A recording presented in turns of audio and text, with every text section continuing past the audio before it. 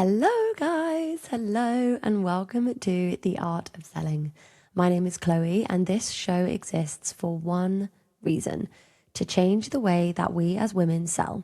So, if you're a woman who's ready to get dangerously good at sales without losing yourself in the process, you are absolutely in the right place. So, today we're going to talk about one of my favorite things ever, which is your alter ego. How to find her, why she's going to change the way that you sell, and how to really switch into that alter ego whenever you need her. If you can't tell, I have extreme hay fever right now and I can barely breathe. So excuse the nasally voice that I have right now, but I still have to show up on this podcast every single week, and I didn't want to miss this. So you get to hear me with full hay fever coming in. So I want to start this podcast with actually a story, because it's honestly one of my favorite stories. In fact, one of my coaches that I've been working with actually told me about this story. I've known about it for a while, but she really went into detail about it and I absolutely loved it. And I really wanted to share it with you. So obviously we all know Marilyn Monroe. You know, she is such a massive figure. She's one of the most beautiful female figures I think we've been blessed with in this world. She's the real pinnacle of like feminine or like authenticity. She's never tried to fit into a box. She's always been just so outrageously herself. And I've always really admired that about her. But fun fact about Marilyn Monroe, if you don't know about this, but she was actually born as a lady called Norma Jean. She was a really normal girl, but she actually did have quite a rough start in life. So when you look at her life, she came into this world in like foster homes. She went through various orphanages. She had a really tough upbringing. She really did. She talks about this a lot. And Marilyn Monroe, like the whole blonde bombshell thing, that was something that she had to build. And the studio even gave her this name. Like she basically created this entire persona and learned how to step into it, because she didn't want to be Norma Jean when she was trying to portray this Marilyn Monroe figure that we all know now. And there's this story about her walking through New York one day. I absolutely love this story. Honestly, it's so fascinating. So there's this story about her that she's walking through New York, and she's with this journalist. And she's walking down this really busy street and nobody notices her. Not a single person notices that it's Marilyn Monroe. She's just this woman in a coat, completely invisible and chatting away to this journalist. And they're having a really lovely conversation. But the journalist cannot get his head around why nobody's recognizing her. Like, he's like, you're literally Marilyn Monroe. How is nobody recognizing you? And she apparently turns to this guy and she goes, do you want to see me become her? Do you want to see me become Marilyn Monroe? And he's like, what on earth are you talking about? Of course. Like, I don't get it. And so she doesn't change her clothes. Like, nothing changes about her, like physically. She doesn't put any extra makeup on. She's literally just carrying on walking down the street. But it's all about her energy. Like, her whole energy and her persona just completely shifts and changes. She sort of changes her posture. She changes the way that she like exudes this energy. That the actual journalist was like, it was literally like watching someone shape shift. It was really crazy. And she just switched it on very, very, very fast. And within seconds, the whole street stopped. People started swarming her, and suddenly everyone could see who she was. Everyone knew that she was Marilyn Monroe. And what's crazy is it was the same woman. She was in the same outfit. It was on the same street. And the people that had walked past her previously didn't even know that that was her. And then suddenly all these people are like, oh my God, it's Marilyn Monroe. And the only thing that she changed was who she decided to be in that moment. And that is what this whole episode is about. It's all about what an alter ego does. And by the end of this episode, you're going to actually have your own. And I cannot wait to help you create that. So why I'm banging on about this on a sales podcast, because so much of what us selling has to do has nothing to do with what we're actually good at. You know, we've talked about this already. It's the nerves, it's the doubt, it's that voice that you have in your mind saying, who am I to charge this? Who am I to get on a call and act like I know what I'm doing? And you have these really scary limiting beliefs that hold you back from being able to do the things that you want to do. And an alter ego just gives all of that somewhere to go. You know, it really lets you step out of this nervous little you, the one that's carrying all this like extra baggage, all these like extra thoughts that you don't need in your life. Like we talked about this in episode 2, but it can weigh you down. But we need to learn how to step into a version of you who just is able to embody that new energy or that different persona. And I know some of you are probably sat there right now going, isn't this a bit fake? You know, I think we can all get into this like, oh, I don't want to have two personalities. To be honest, I'm a Gemini, so apparently we're naturally born with two personalities. But people worry that this, you know, it's pretending to be someone that they're not. And honestly, this is the important bit, because your alter ego isn't a costume, you know, that you're kind of zipping in and putting on. You know, she's just you on a really good day. You know the days when you wake up and you've had a really good sleep and you feel amazing and your hair looks amazing. Maybe you've actually washed it for once and you just feel so gorgeous and magnetic and you feel really, really unstoppable. Honestly, I feel like this every single time I wash my hair and I've had like a fresh blow dry. It's amazing. And you feel like a completely different person. You're like, oh my God, I feel so sexy. I feel so beautiful. I feel so clean. And that, like, honestly, it is in you. It is in you. You don't realize that you step into that, but it's true. Maybe it doesn't come out much. Maybe that, you know, that part of you doesn't come out a lot because you only wash your hair once a week or whatever. But we're going to really learn in this episode how to call her out on purpose and how to step into that version, even if you don't want to wash your hair. So you're not, I'm not going to teach you how to turn into someone else, because what we're going to go through is how to actually just turn up the volume on the boldest bits of you that are already in there. They're already in your persona. They're already in there. We just need to learn how to turn up the volume in it and how to embody it. So another really good example of someone who does this is Beyoncé. I love Beyoncé. I think she's amazing. I love her country album, to be honest with you. I think that's probably one of my favorite albums that she's done. But here's the thing that most people don't actually know about Beyoncé, which I actually didn't learn this.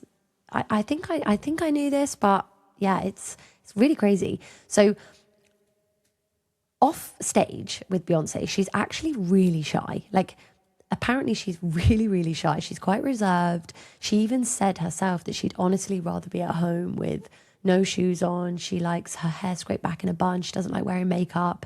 And that's like how she likes to live her life day to day. You know, she's also a mother. She's also a wife. She has a lot of she has a family. She likes to just be really humble in her own life. And it goes all the way back to when she was really, really little. So she's told this story in her book that she wrote as well about her first ever talent show. And she was about 7 apparently, and she was really, really terrified. You know, she didn't want to do this talent show. She was really, really nervous. And then apparently the music came on, and she said she doesn't really know what happened, but something changed. You know, something like took over. She kind of became this like really energetic. She stopped being scared or worried, and she performed amazingly. And that's kind of the catalyst of how she ended up becoming, you know, getting to where she is. And years later in her career, she decided to give that something, that like alter ego that she had, a name. And you probably all know this now, but it's Sasha Fierce.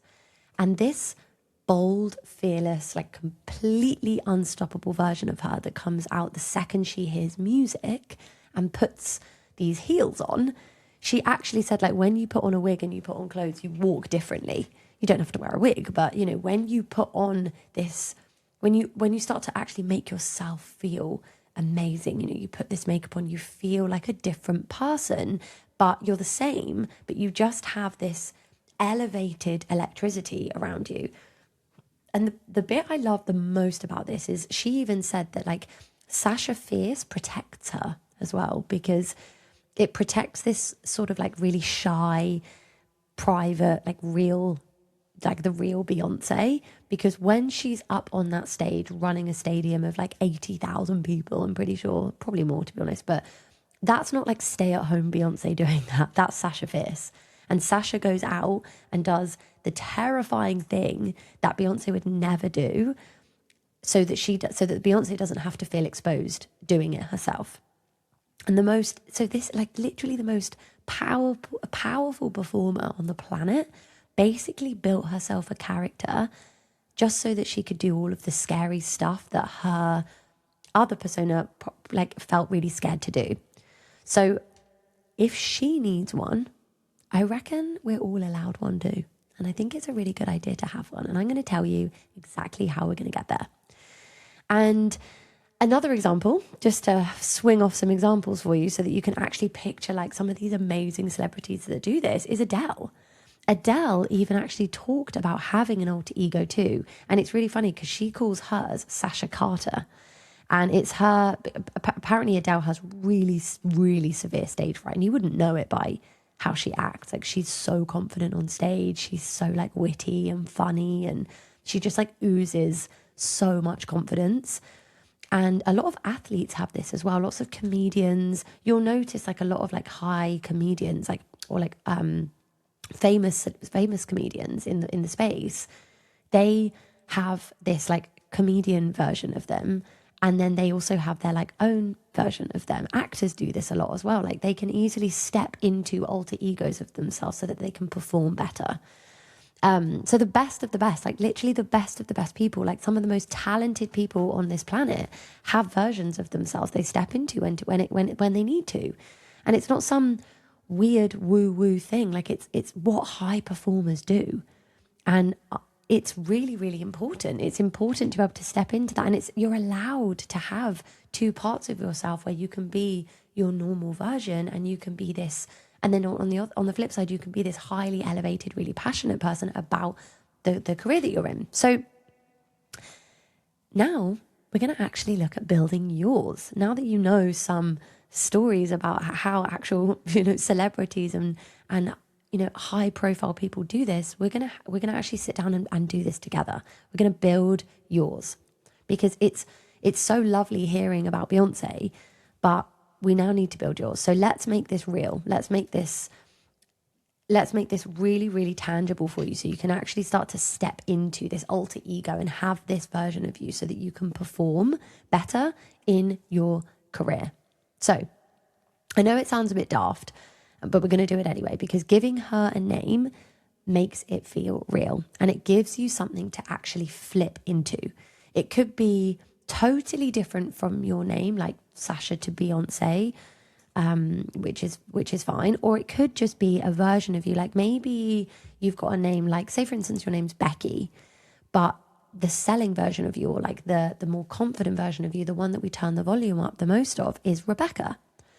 And to be honest with you, my name's Chloe, and I've never really had like a name for it. I've always loved the name Cleo, because when I was really young, I used to love the program H2O, Just Add Water. I friggin' loved that show. If you guys know what that is, it was my favorite show. It was all about mermaids. And there was this girl in there called Cleo, and she was really sassy and she was quite like fiery. So I've always compared myself to Chloe and Cleo. I've always said like Cleo is my alter ego. And when I'm about to step into this like fierce version of me, I'm like stepping into Cleo. And I don't like voice that name. I wouldn't brand myself as Cleo, but it's what I say to myself in my mind.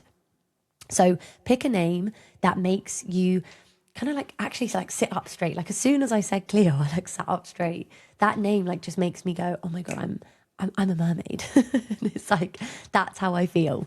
So that's the first thing, is try and pick a name that really resonates with you and makes you think, oh my God, that's really cool. Then we want to get really, really specific with this. Like, how does she show up every day? How does she turn up on sales calls? How does she say her price to her ideal clients? Does she rush through things, or does she take her time? Is she quite, is she slow with the way that she delivers so that she can really help people understand? Does she get flustered when someone asks her something really hard? Or does she just smile and lean in and just trust the version of her that is going to be able to take it on? Does she chase people, or do they just naturally come to her? Does she have this like magnetic energy where people just gravitate towards her? So we can actually write this down, like honestly, like literally like you're describing a character in a film.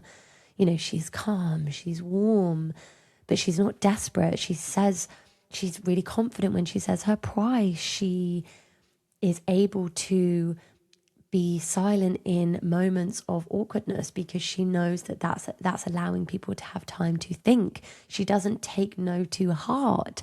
She knows she is magnetic, she is brilliant. And build her on a piece of paper first so that you actually know who you're stepping into. I actually have a friend who now lives in LA. She's such a lovely friend of mine. She lives in LA, and she is probably one of the most powerful manifestors that I've ever met in my life. Like, she used to, I think she still does, to be honest with you, but she used to literally write out, she actually wrote a book. She used to write this dream life that she would live. And she wrote it in a book once as well. And it was unbelievable. And she wrote this dream life that she wanted to live. And I'm being honest with you, it's kind of actually happened. Like, everything that she wrote down has pretty much happened. And it's because when you think of something, when you start to actually write things down on paper, the universe, it's weird, like it's like the universe starts recognizing those signs. And as long as you embody that version that has already got it, which she was really good at, she's really, really good at stepping into that version as if she's already achieved those results. She acts as if it's already happened. It's so amazing. I used to love hanging out with her and being like, how is this like so incredible? So write it down, like actually build out on paper first so that you can actually know who you're stepping into. And then third, pinch bits off of women that you admire.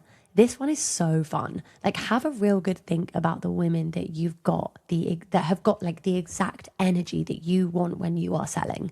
It could literally be anyone, a celebrity, someone that you follow online. It could be a character off a show. I've always really admired Rachel from Friends. I've always absolutely loved her energy. I love her fashion style.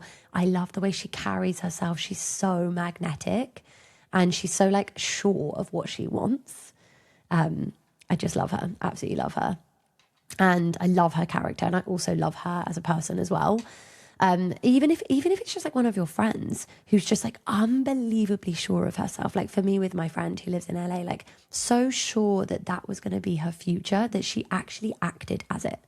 So think about someone that, pinch parts off of women that you really admire, because then it helps you look up to someone. It helps you think, okay, actually you can remove that jealousy and actually go, okay, well, they can do it, so can I. And I'm going to take those parts of their personality that I really like and build that into my alter ego that I really want to step into. What do I love about their personality that I want to use in my own? It's a bit like, building your dream woman out of Lego. Like, you take her, the best parts, confidence, the way she talks, the friends that she hangs around with, like the circles that she is in, and you stick them all together, and it's like this dream creation that you've made. You're allowed to borrow it whilst yours is catching up. Like, you are allowed to borrow parts of people's personalities so that you can catch up with yourself and actually build that and on top of it. Number 4, find her trigger. So her version of the heels and the wig, as Beyonce said. So Beyonce said that hers comes out when she puts on a pair of really lovely heels. Marilyn Monroe always said like something flicked inside her. You know, she used to just like change her posture. It was like her hair, all of these lovely things. You want like a trigger too. You want to be able to have that trigger. So something physical that basically tells your brain, right, we're here now. So for some women, it's literally getting ready properly for a call instead of doing it with like their top half wearing, like top half is all done up and then you're wearing tracksuits on the bottom. Classic COVID-19 working from home vibes for me. I used to do this all the time when I worked from home during COVID. You'd get ready on the top half, you'd wear a nice top, and then you'd wear like tracksuit bottoms on the bottom. Did anyone else do that? Like I used to do that all the time. And for some people, it could be like red lipstick, or it could be freshly washed hair. Like there is nothing better than washing your hair and having like clean hair and having it all nice and blow dried. Like you just feel amazing. For some people, it could be like a song. There's a song that you really like that has like a really magnetic energy. In fact, I think I might actually link a YouTube video of a song that I listen to most mornings when I'm getting ready. It's like a manifestation, feminine empowerment song. I'm pretty sure AI made it, but it's really good. Some people, they like to like do a little bit of breath work. They like to do a little bit of like future visualization. They like to write down like what you want to achieve out of this call, or just have like methods that you can use so that eventually you can actually you don't even need the music. You don't even need the breath work. You don't even need the freshly washed hair, because you can literally step into that version every day. No one has time to wash their hair every day. And also it's not good for your hair to wash your hair every day. But eventually you can start to actually go, okay, I don't need to wash my hair today, but I can just flick into it and I'm ready. And number 5 is step into her before, not during. This is so important, because this is where people really, really slip up. You know, they wait until they're already on a call and they're really nervous. They're already in like a bit of a spiral. And then they try to suddenly conjure up like this confidence. They try to like sit up straight and like, you know, change the persona. But by that point, it's too late. And you need to become her before, in the 2 minutes before you hit join, in the car before you walk into your next meeting. You do your trigger, you have a breath, you listen to that music, you decide, right, she's here now. Norma Jean stays in the car, Marilyn walks in. It's the exact same. You know, that persona of you, like Cleo, for me, Cleo is the one who sits down in this chair right now and is presenting to you. You know, my normal Chloe would want to be, you know, it's time of the month for me as well right now, and I'd rather be on the sofa eating Maltesers, but that's not how life is planned out for me. Like, I need to show up. I need to become my best version of me. I can't make excuses. Like, I have to show up. I'm not saying you can't take time, especially on time of the month. You need to, and that's what I'm going to be doing tonight. I've actually got a yoga class tonight on the beach. But like, when you need to show up and sometimes you really don't feel like it, it's so nice to have that alter ego to be able to tap into. Now, I don't want to give you like the deeper bits of this, because I don't want you thinking it's just like a fun, it's like a fun little party trick. I do want to give you like a deeper meaning into this, because what actually happens when you start using an alter ego at the start? Yeah, obviously it genuinely feels like you're pretending. You know, you've got this fake persona, you're stepping into her, you're playing this part, you feel like a bit of a fraud doing it. And that's completely normal. That's exactly how it's meant to feel at first. Like, but then, and it's like what we talked about in episode 2, like repetition. But then you do it enough times and you get on enough calls as your persona, as Cleo, as Marilyn Monroe, as Sasha Fierce. You sell enough times as her, and slowly that line that you've created between you and her just starts to go a little bit blurry. Like, now Beyonce isn't known as Sasha Fierce, she's known as Beyonce. You know, Adele You don't really hear about her talking about that alter ego much. She doesn't really talk about it much. It's not there because now Adele is her alter ego. Beyonce is Sasha Fierce now. She's embodied that energy. The things that only used to happen when you were being her at the start, happening all the time, and the confidence stops feeling like a costume and starts feeling like you actually start feeling like you're just the same person, and you can really easily flick that switch and you're just like, right, okay, I'm ready. It's like training wheels. She's not where you're going. She's how you get there. Like, it's how you get to that next level. And that's exactly why Beyonce eventually said she'd killed off Sasha Fierce. Like, she literally said that she didn't need her anymore because she'd grown into her. The two of them are just sort of like merged. This like bold, fearless one that, this like really shy version of her became this new version of Beyonce. So she didn't need a separate name for her own courage anymore. It was just Beyonce. Like, that's who she stepped into then. And that will literally happen to you. Like, you can use her to get through the scary bits. It's really important that you have these tools to start off with so that you can get through the scary parts. You borrow her confidence whilst yours is still growing. And then one day you'll be on a call, selling away, chatting away to your clients, potential clients, and you'll just be totally relaxed. And you'll realize that you never even switched her on. You never even needed her. You didn't have to have her because she's not a separate person anymore. She's just there. She was always in you. That alter ego thing was just how you finally let yourself meet her and how you finally got them to merge. And it's such a beautiful thing when you start to actually physically see it in your own body as well, like in your own relationship with yourself. So this week, I actually really want you to do this one. Like, I really want you to take the time to write your alter ego down. Like I say, you don't need a name. It doesn't have to be a name. It does help because it allows you to have like that separate persona. Give her a name, work out who she is, find her triggers, and next time that you've got a call or you're about to post something that you're a bit scared of or feels a little bit brave, or you're about to say your price to a potential client, you can step into that version of you. You can step into Sasha Fierce. You can step into Marilyn Monroe. You can step into Cleo.